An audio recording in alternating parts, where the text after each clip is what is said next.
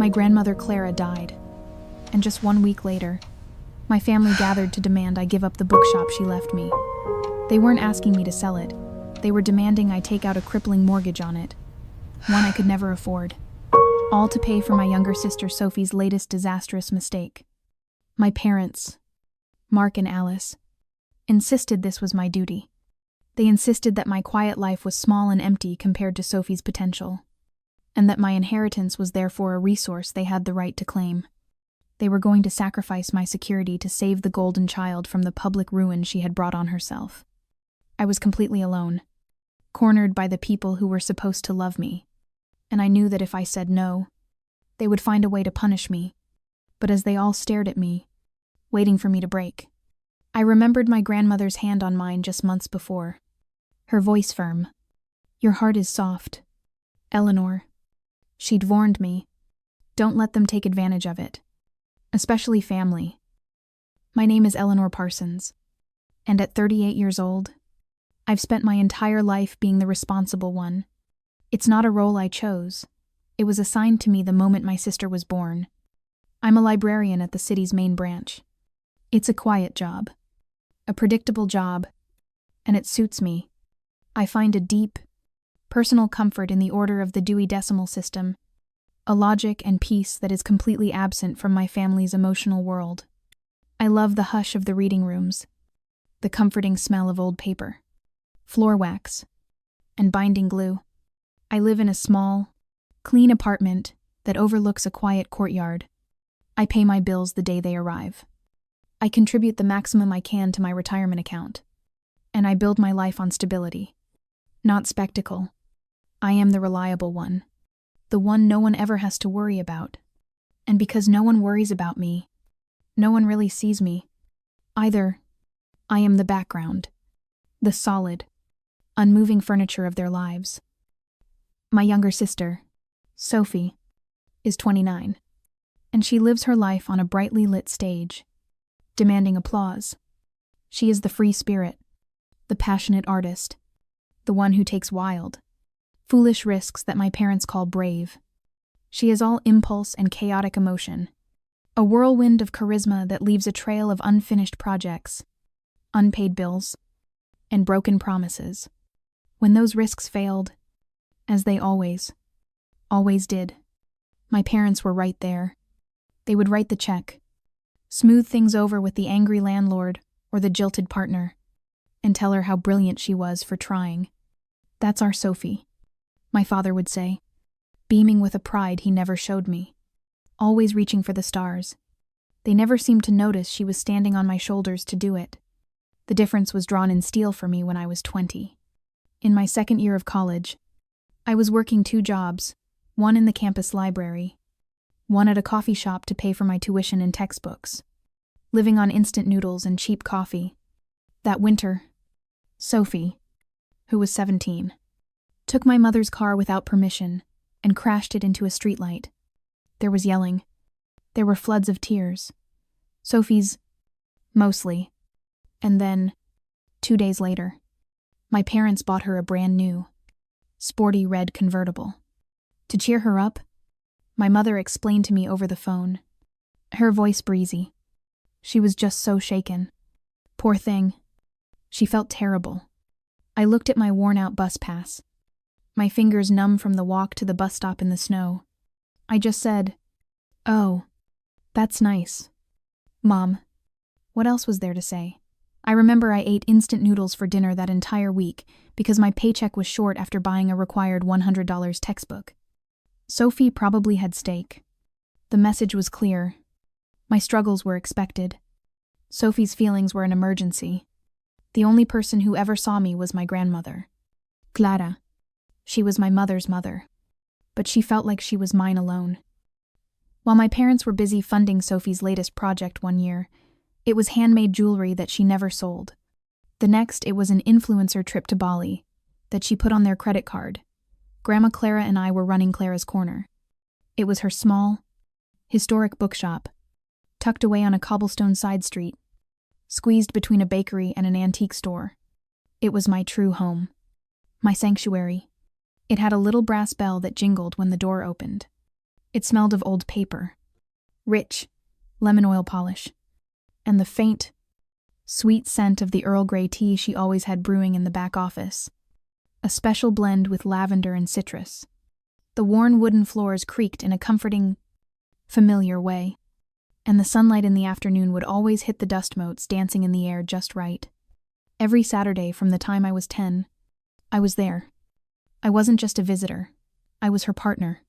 I learned to shelve books, to manage the old brass register with the stiff keys, to carefully repair a broken spine with archival glue, and to talk to the elderly customers who came in as much for the conversation as for the reading.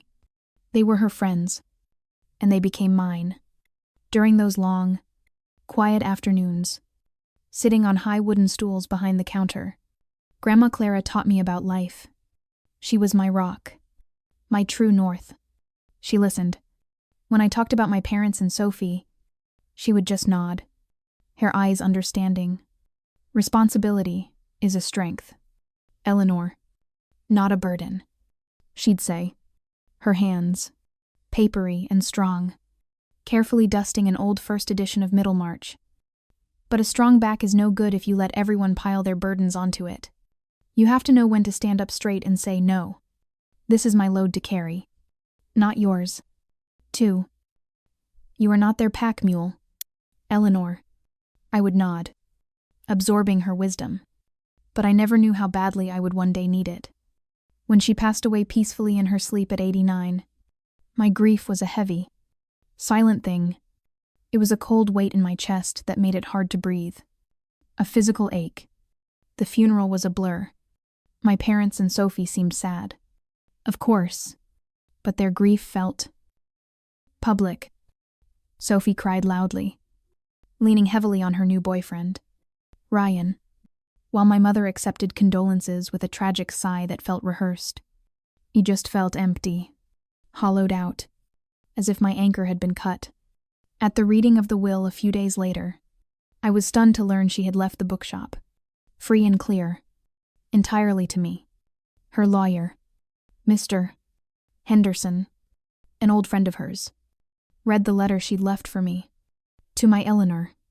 His voice was kind. Who loves the stories inside these walls as much as I do. You were the only one who ever saw this place as a home, not an asset. This is not just a building. It is a legacy. I know you will protect it. I clutched the letter, the paper cool against my damp palms. Protect it. It felt like a mission, a final promise. My parents seemed happy for me, in their distracted, superficial way. That's lovely, dear, my mother said, patting my arm as we left the lawyer's office. It's so nice you have a little hobby to keep you busy. My father nodded, already checking his phone for stock updates. Good. Glad that's settled. Sophie, who hadn't set foot in the shop in at least 5 years, just raised her eyebrows. Wow, Ellie, I wonder what it's worth. I poured my heart into the shop. I took a 2-week leave from the library, telling my supervisor I had family business. For those 2 weeks, I was there from morning until night. I dusted every shelf. I sorted through her old, roll-top desk, finding receipts from 1,975 and photographs I'd never seen. I found her favorite teacup, still with a faint ring of stain at the bottom. I sat in her worn chair, breathing in her scent, and I cried, but they were a different kind of tears. It was the only place my grief began to lessen, to feel less like a wound and more like a presence. I was keeping her memory alive. Then came the Sunday dinner. It was a monthly tradition I usually dreaded, but I went. I'm feeling a little stronger this time. I wanted to tell them about my plans to start a children's story hour at the shop, just like Grandma Clara always wanted. The moment I walked in, I knew something was wrong. The air in their house was thick and heavy with a tension so sharp I could almost smell it, like ozone before a storm. My mother's face was tight with stress, little lines of panic around her eyes that her makeup couldn't hide. My father was pacing in the living room, a glass of whiskey in his hand, which was unusual for him so early in the day. His face was a mask of controlled fury. and Sophie was at the table, her head in her hands, her shoulders shaking. Her new boyfriend, Ryan, sat beside her, rubbing her back and looking completely miserable, like a man trapped in a play he hadn't rehearsed for. "Thank God you're here, Eleanor," my mother said, her voice a tense whisper. She grabbed my coat from my arm and practically pushed me into the kitchen, away from Sophie. "We have a terrible, terrible situation." I sat down at the kitchen table, the familiar cold feeling starting in the pit of my stomach. "What's wrong? What did Sophie do this time?" My father stopped pacing and came into the kitchen, pointing a finger at me. "Don't start with that tone, Eleanor. Not today. Your sister is in serious trouble." It turned out Sophie's latest brilliant idea, an online art collective and cryptocurrency platform, something about NFTs for poets, had collapsed. It wasn't just a failure, it was a disaster. She had taken money from investors, friends, even Ryan's parents, promising them huge returns, and it was all gone. "She's being threatened with lawsuits," my mother said, her voice trembling. "They're going to ruin her. They're saying she committed fraud. They're talking about the police." How much, I asked, though I wasn't sure I wanted to know. My hands felt cold. $150. Ling ling ling, my father said flatly. I gasped. The sound was sucked out of me. It was an impossible number. My entire life savings, from 20 years of working, wasn't even half of that. That was a staggering, life-destroying amount. My God. What? What is she going to do? My father and mother exchanged a long, heavy look. This was it. This was the moment the entire dinner had been arranged for. This was the ambush. "Well, that's why we're all here," my father began, sitting down across from me. His voice was suddenly calm, reasonable, patient. It was the voice he used when he was about to lay down the law and expected no argument.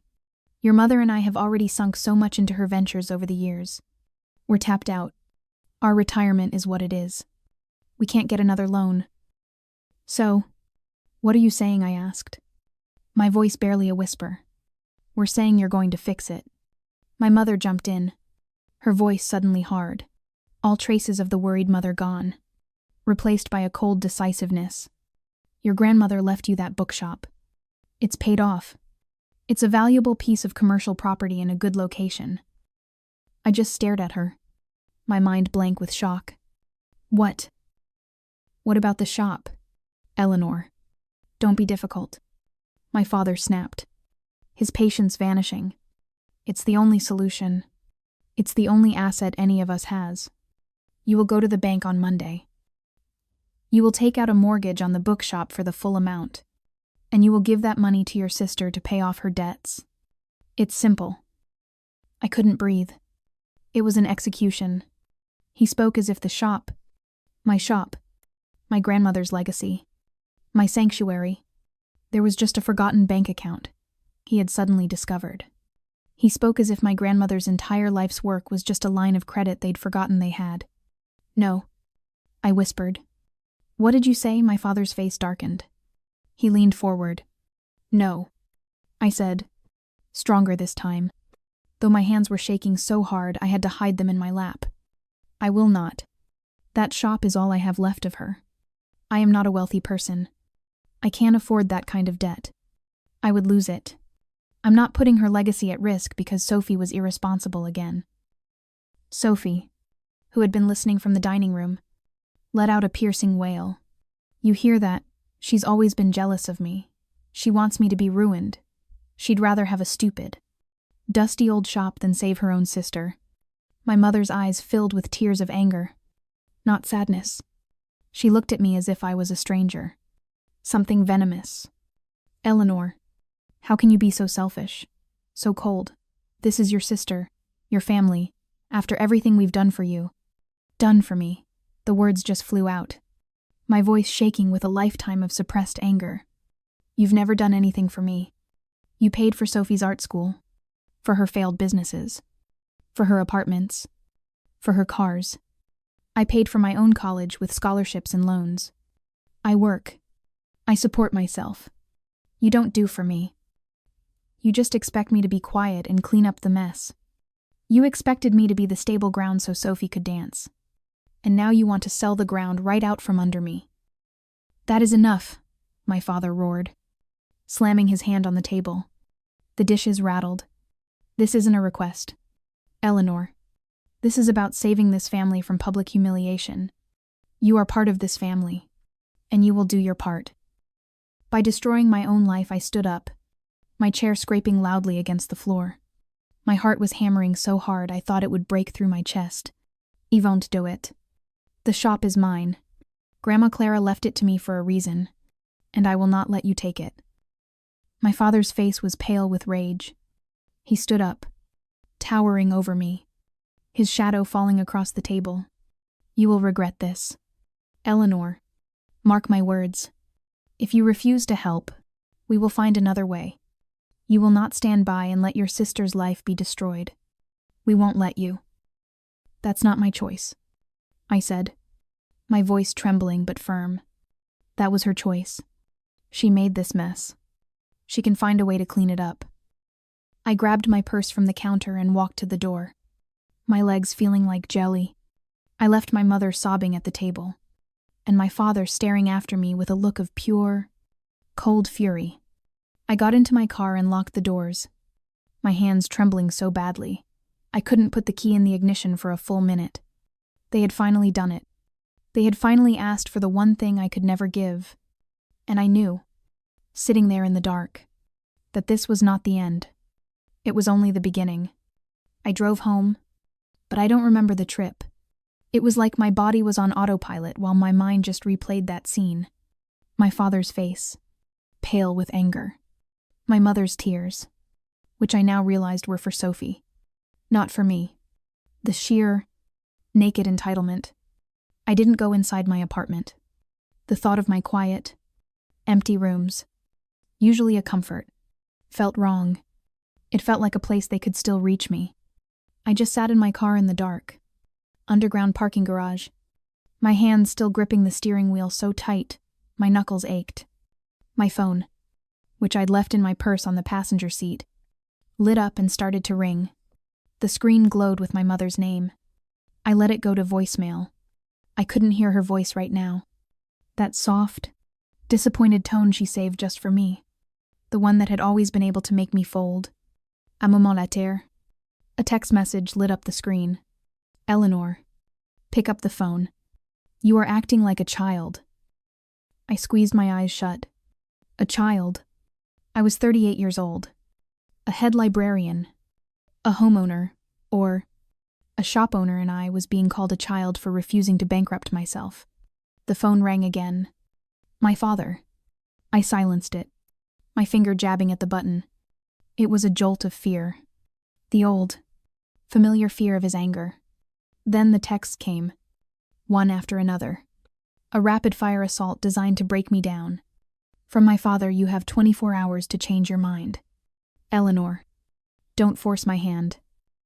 From my mother, "Your sister is hysterical. She can't stop crying. I hope you're happy. You've destroyed this family." From Sophie, "I can't believe you. You have always hated me. You want me to go to jail. Some sister. You'd rather have those stupid books than me." The words blurred through the angry, hot tears that finally started to fall. It was the same old story. The same script they had used my entire life. I was selfish. I was cold. I was jealous. I was hating Sophie. All because I said no. All because, for the first time in my life, I refused to set myself on fire to keep them warm. I felt a wave of guilt so strong it made me nauseous. My sister was in trouble. She was irresponsible and foolish. But she was still my sister. Maybe I was being selfish. What was a building compared to my sister's life? My father was right. They were just books. But then I thought of my grandmother. I thought of her hands, the papery skin and the strong fingers. I thought of her letter. "I know you will protect it." She hadn't left the shop to the family. She hadn't left it to be sold for parts to cover Sophie's irresponsibility. She had left it to me. She had trusted me. The next morning, I called in sick to the library. I couldn't face the quiet, the order, the normal world. I couldn't pretend to be librarian Eleanor, helping people find recipes or history books. My own history was exploding. Instead, I drove to the one place that felt like a shield, Clara's corner. I let myself in with the old brass key. The bell above the door jingled. A cheerful, hopeful sound in the heavy silence. I walked through the aisles, running my fingers along the spines of the books. The shop smelled like paper and history, and my grandmother's lemon polish. But today, for the first time, it didn't feel safe. It felt vulnerable. It felt like the last piece of high ground in a rising flood. My family's demands hung in the air. A toxic, invisible smoke that made the familiar scent of old books feel tainted.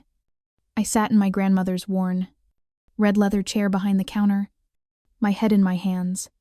Was I really strong enough to do this, to fight my entire family? They knew all my weaknesses. They had installed them. My father's anger, my mother's disappointment, Sophie's tears. These were the tools they had used to shape me, to keep me in line, for my entire life. And now, I was defying all of them at once. My phone rang again, its vibration loud on the wooden counter. It was my father. I stared at it, my heart pounding a heavy, sick rhythm against my ribs. I knew I couldn't ignore him forever. "Don't force my hand," he had said. I took a deep, shaking breath and answered, "Hello, Eleanor." "Good. You've come to your senses." His voice was cold, businesslike. He wasn't asking. He was telling.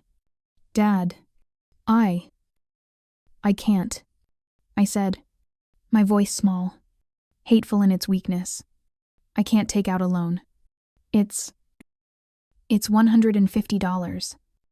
Ling ling ling. I'm a librarian. My salary. I would never be able to pay it. I would lose the shop. I'd be ruined."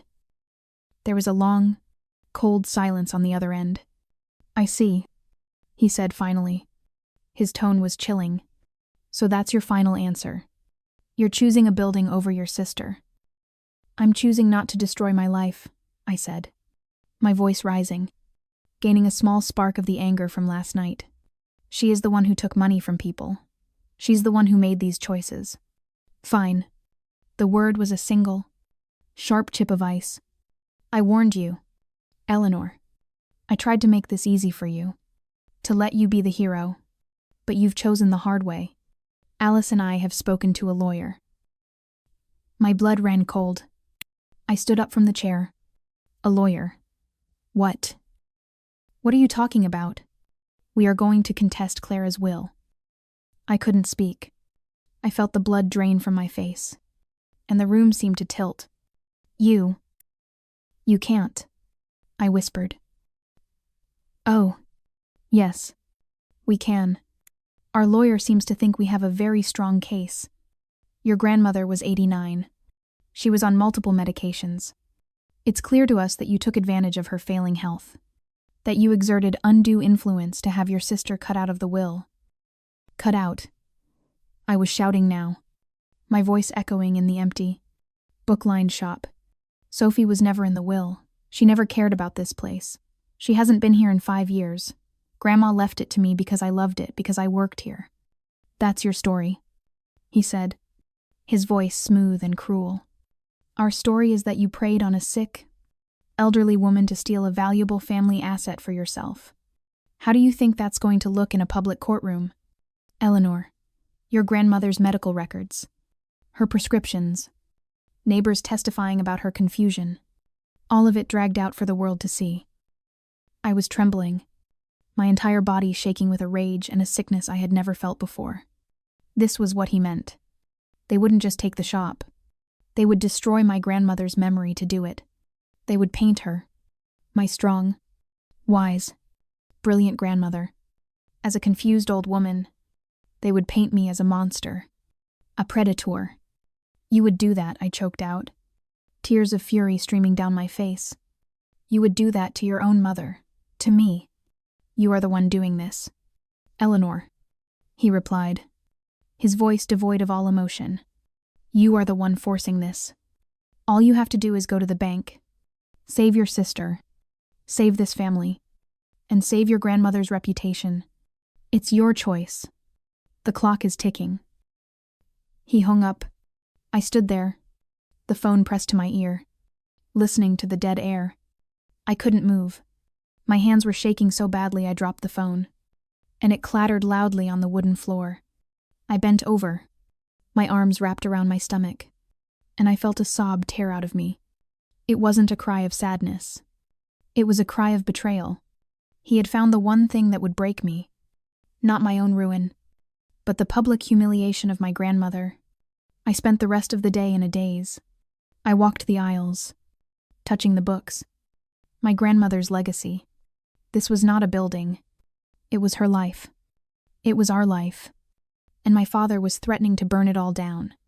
Her memory included. Just to pay for Sophie's bad investment. The guilt was gone. It had been scorched away.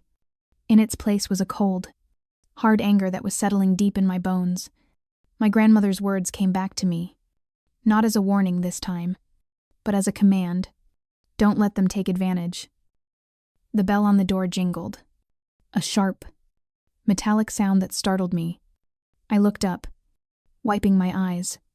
A man in a cheap suit stood in the doorway, holding a clipboard and looking around the shop with a critical, appraising eye. "Excuse me," I said, standing up from behind the counter. My voice was hoarse. We're not open today." "Oh, that's all right," he said, not even looking at me. He was looking at the ceiling, at the original tin tiles. "I'm not a customer. I'm here for the appraisal. Mark Parsons sent me. He's arranging the refi." I froze. The what? "The refinancing. For the mortgage," he said, ticking something on his clipboard. He said his daughter owned it, and that she'd be here. "That's you." I assume don't worry. This won't take long. I just need to measure the square footage and take a few photos for the bank. He took a step forward, raising a small digital camera. He was here. My father had already sent him. Even after our phone call. Even with the threat of the lawsuit hanging over my head. He was still moving forward. He had sent a stranger into my shop. Into my home. To appraise it for a loan. As if it were already his. A cold, clear rage settled over me. It was so pure. It burned away all my fear. All my grief. All my guilt. "Get out," I said. My voice was quiet, but it didn't shake. The man looked at me. Finally. Surprised by my tone. "I'm sorry. I am the owner of this property. My name is Eleanor Parsons, and I have not authorized any appraisal. You are trespassing." I walked out from behind the counter and stood directly in front of him, blocking his path. I said, "Get out. Now." He looked from me to his clipboard, confused. "But, Mr. Parsons said." "I don't care what Mr. Parsons said. He does not own this building. I do. And you will leave." I pointed to the door. "If you take one picture, if you measure one thing, I will call the police." The man's professional smile faltered. He saw the look on my face. He wasn't dealing with a daughter. He was dealing with an owner. "Right," he said, backing up toward the door, holding his clipboard up like a small shield. "Mi apologies. There's just been a misunderstanding. Clearly."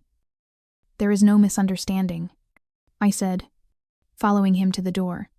"You are not welcome here. Tell my father that—" He hurried out, the bell jingling angrily behind him. I locked the door, to flipped the closed sign so it faced out, and leaned my forehead against the cool glass. My heart was pounding, but my hands were perfectly steady. They had pushed me. They had threatened me. And now, They had invaded my sanctuary. They thought I was the soft one. They thought I was the weak one, the one who would always break. They had no idea what Grandma Clara had really left me. The first thing I did after locking the door was call Mr. Nunham. Henderson.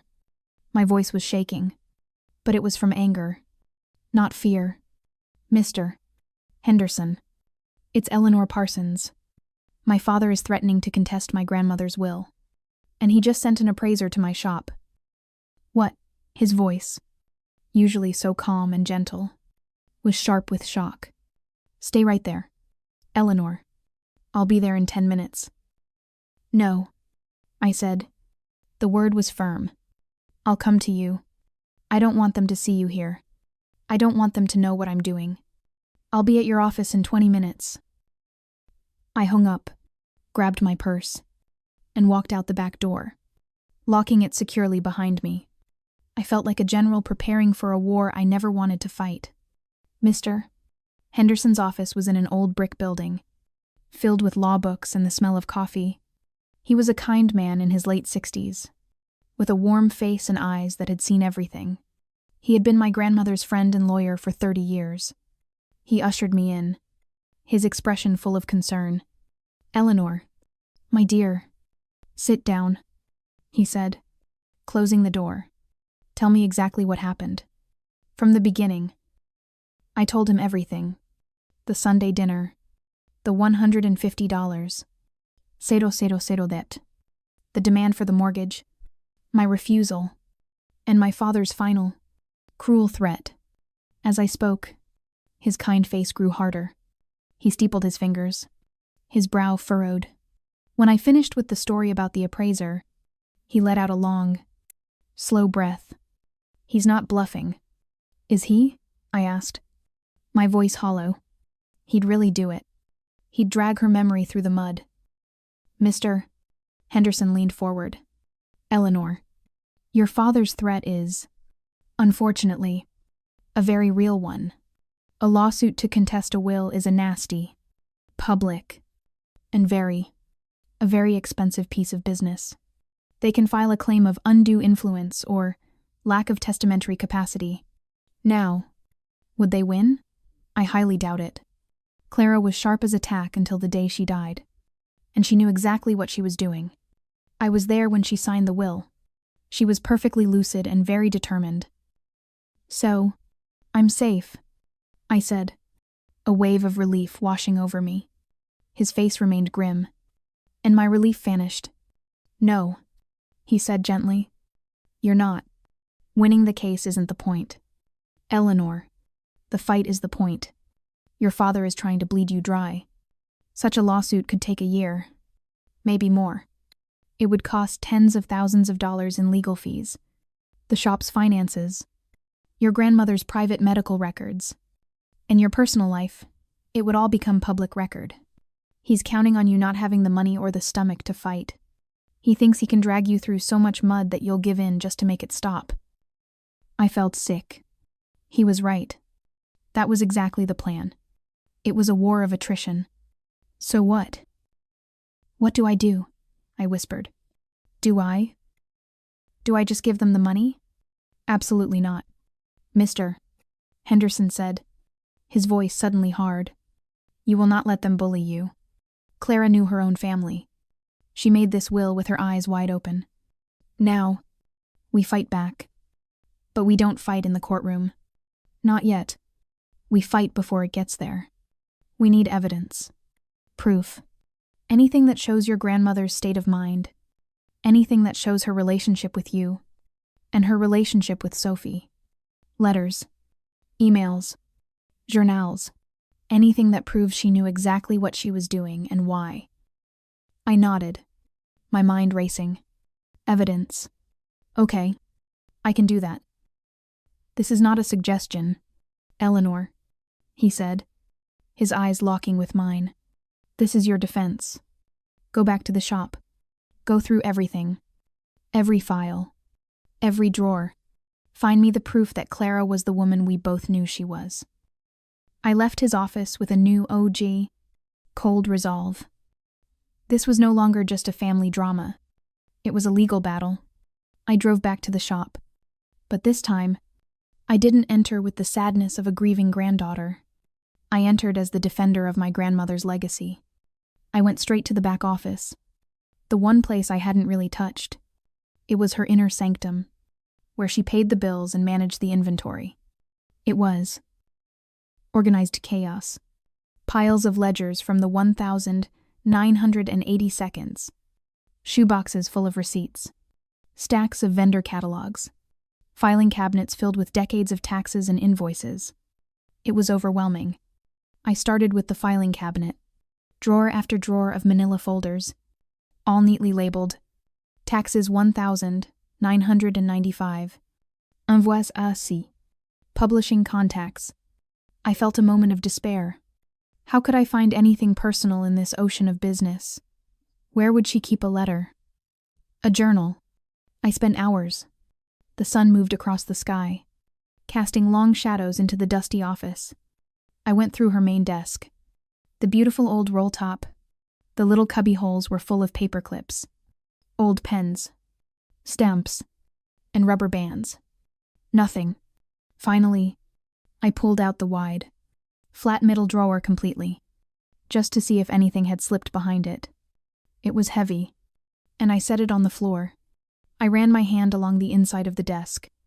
In the dark space where the drawer had been, nothing but dust and an old coin. Isayad, sitting back on my heels. I looked at the heavy drawer sitting on the carpet. I remembered being a little girl, sitting on her lap in this very chair, and hiding my drawings in that drawer. And I remembered her laughing when I couldn't get it open again.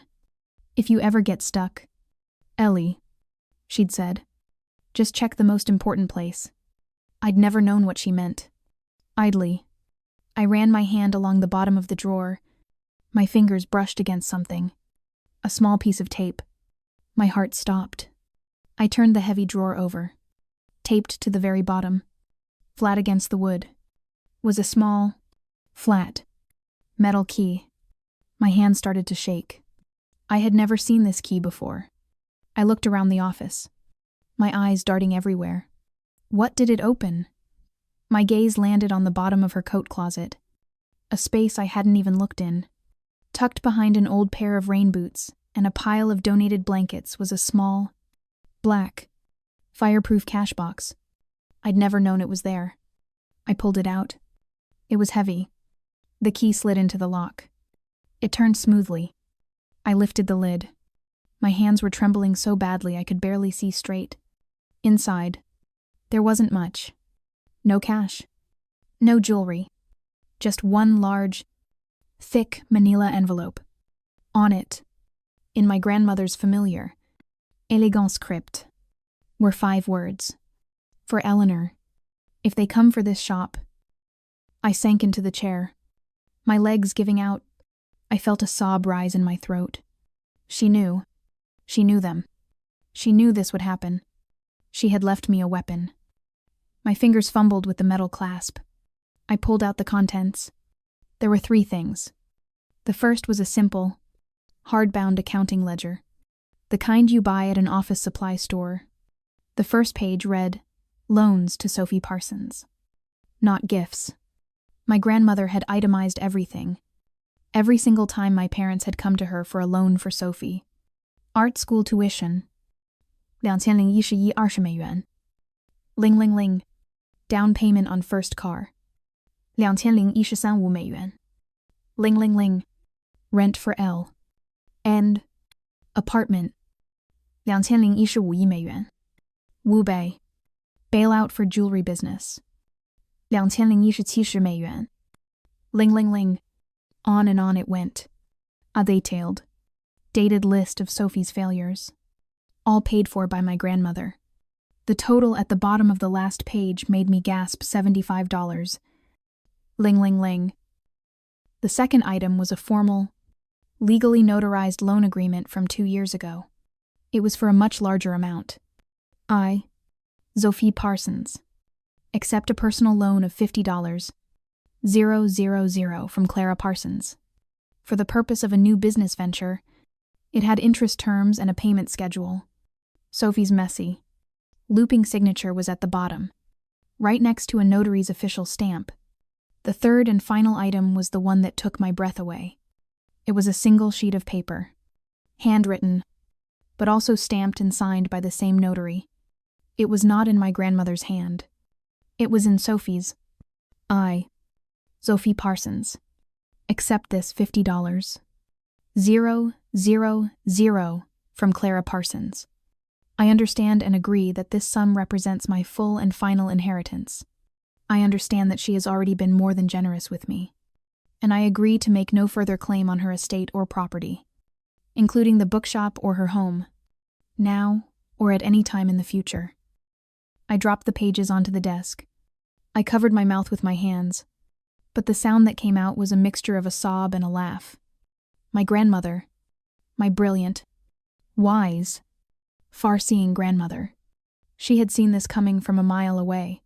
She had seen my parents' weakness, Sophie's greed, and my own vulnerable position. She hadn't just left me a shop. She had left me a shield. She had left me the truth, all wrapped up in a notarized bow. This wasn't just a legal document. It was a final act of love. It was her voice, from beyond the grave, telling me, "I've got you. Eleanor, protect what's yours." I cried, but for the first time since she died, they weren't tears of grief. They were tears of gratitude. And they were tears of strength. The next morning, I was a different woman. I woke up before my alarm, my mind clear and cold. I photocopied every page from the ledger, the loan agreement, and Sophie's letter. I put the originals back in the cash box, and put the cash box back in its hiding place, exactly as my grandmother had left it. The copies, I placed in a crisp new envelope. I called Mr. Henderson.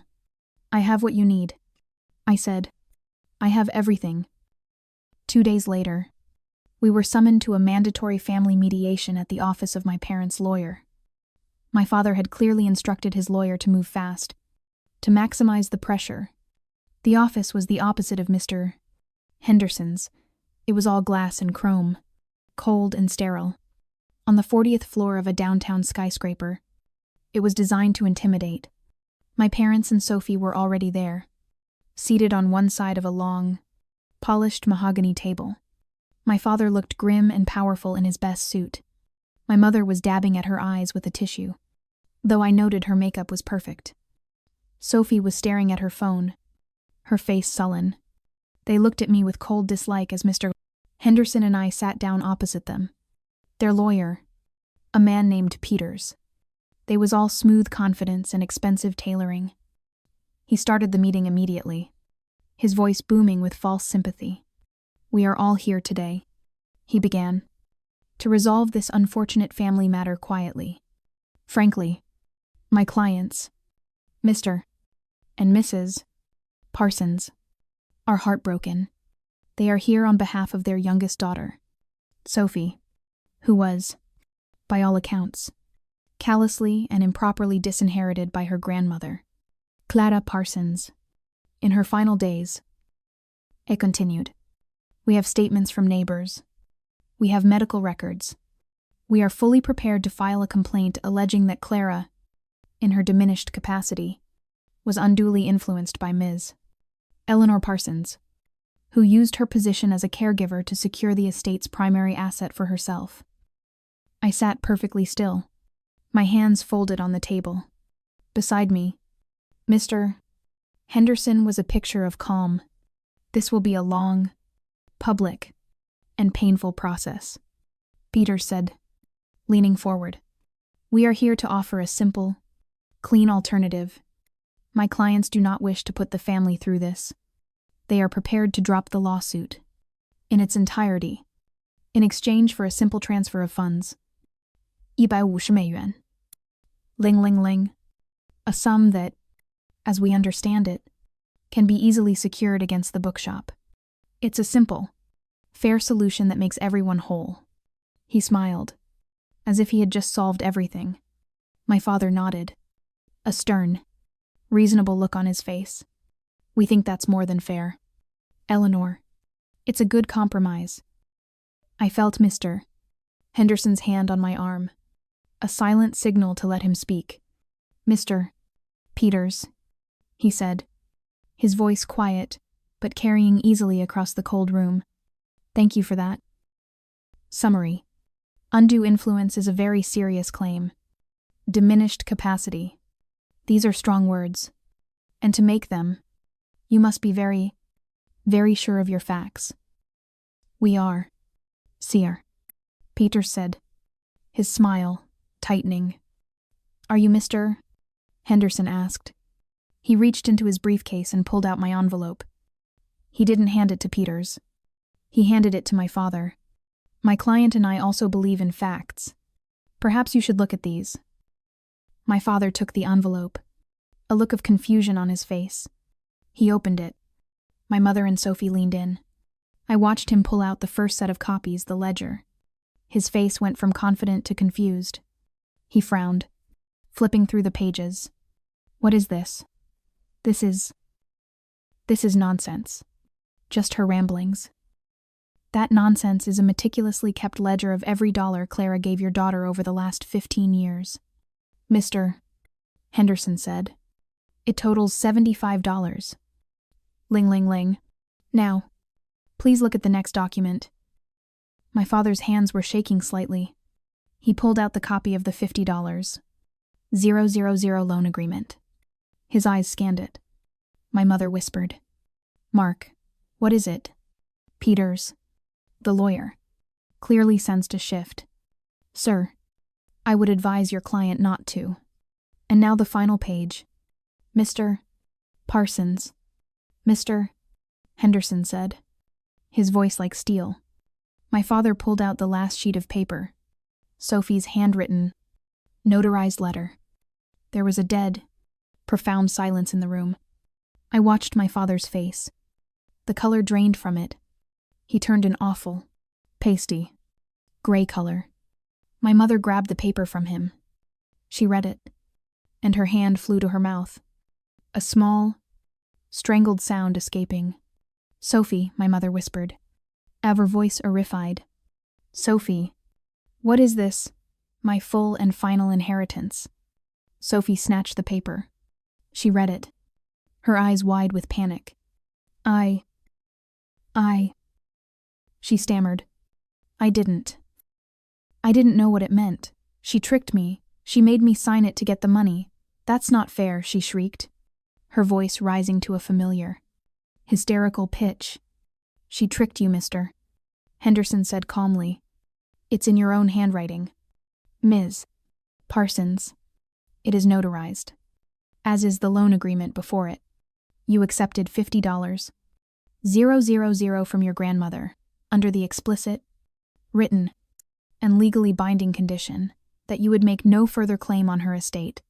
Clara Parsons was not a woman of diminished capacity. She was, in fact, 2 steps ahead of all of you." Mr. Peters, the lawyer, had gone pale. He snatched the paper from Sophie and read it, his eyes flying across the page. He slumped back in his chair, his professional confidence completely gone. He looked sick. "Mr. Peters," Mr. Henderson said, "my client is now prepared to file a countersuit for legal harassment and attempted fraud. Your entire claim of undue influence is based on the idea that your clients were wrongfully cut out. This document proves, in your client's own hand, that she agreed to be cut out in exchange for a very large sum of money, a fact she clearly, and foolishly, failed to mention to you." Peters was shuffling his papers, his face red. He was furious, but not at us. He was furious at my family. "This mediation is over," he snapped, throwing his pen on the table. "Mark, Alice, a word, now." He stalked out of the room. My parents, looking utterly defeated, followed him. My father wouldn't look at me. My mother looked like she was going to be sick. Sophie was left alone at the table. Across from me, she was crying, but they were no longer the tears of a victim. They were the tears of someone who had been caught. You planned this," she whimpered. "Grandma, She planned this. She never loved me. She always loved you more. No, Sophie, I said, standing up. She just knew you. Mr. Henderson and I walked out, leaving her there alone at the polished table. The weeks that followed were silent. The lawsuit, of course, vanished. My parents didn't call. I received no more texts. It was as if my entire family had simply ceased to exist. The silence was loud, and at first, it was painful. I had won, but I was completely alone. Then, about 2 months later, I got a text from a number I didn't recognize. It was from Ryan, Sophie's boyfriend. Eleanor, I know you have no reason to talk to me, but I wanted to let you know what's going on. I'm not asking for money. This is just an update. I've taken over Sophie's finances. We've met with a debt counselor. She just started a job. A real one. As a receptionist. She's also started going to therapy. It's a long road, but I just wanted you to know. She's trying. I read the text, surprised. It was the first truly responsible thing I had ever seen associated with my sister. I texted back a simple, "Thank you for letting me know. Ryan, I appreciate that." 6 months after the mediation, I received an email from my mother. It was just a few lines. "Eleanor, we are having Thanksgiving at our house. Just us. We would like it if you came. Please let me know." I stared at the invitation for a long time. It wasn't an apology, but it was something. I agreed to go. That Thanksgiving was the most awkward meal of my life. My father was stiffly polite, passing me the potatoes and asking about the library. My mother kept trying to talk about the weather. Sophie, who looked thinner and tired, barely made eye contact. After dinner, as I was helping in the kitchen, my father stood awkwardly in the doorway. "Eleanor," he said, gruffly, "that situation with the lawyer, it was ill-advised. Your mother and I, we let our panic for Sophie get the best of us." It was the closest I would ever get to an apology from him. "Yes," I said, drying a plate. "It was." Sophie found me as I was putting on my coat to leave. She stood in the hallway, twisting her hands. "Ellie," she said softly. I'm sorry.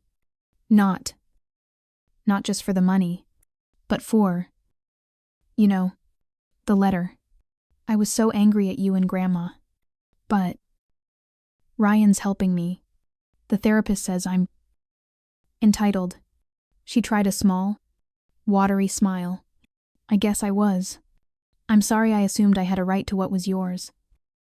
It was more than I had ever expected.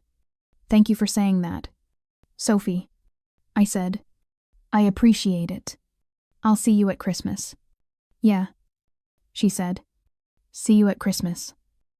As I drove home, I didn't feel angry anymore. I didn't even feel sad.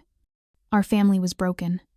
But maybe we were starting to build something new, something more honest, with actual boundaries. The next day, I went to the shop. I unlocked the door, and the bell jingled. I breathed in the familiar smell of paper and history. I walked to the back office and sat in my grandmother's chair. I looked at the hidden cash box. My grandmother had known that my parents' love was conditional, and that Sophie's was a bottomless pit. She had seen their flaws, and she had loved me enough to protect me from them. She hadn't just left me a shop. She hadn't just left me a collection of books. She had left me my own strength. She had left me the proof that my life, my quiet, stable, responsible life, was just as valuable as Sophie's. She had left me the tools to protect myself, and in doing so, she had finally, truly, set me free. What about you? Have you ever had to stand up to your own family to protect what was yours? It's one of the hardest things in the world to do. To draw a line in the sand with the people you're supposed to love unconditionally. How did you find the strength? And did your family ever find its way back to a place of respect? Share your experiences in the comments below. And if this story touched your heart, please hit the like button and subscribe to my channel. It helps more than you know. Thank you for listening. And remember, true family love doesn't ask you to sacrifice your self-respect.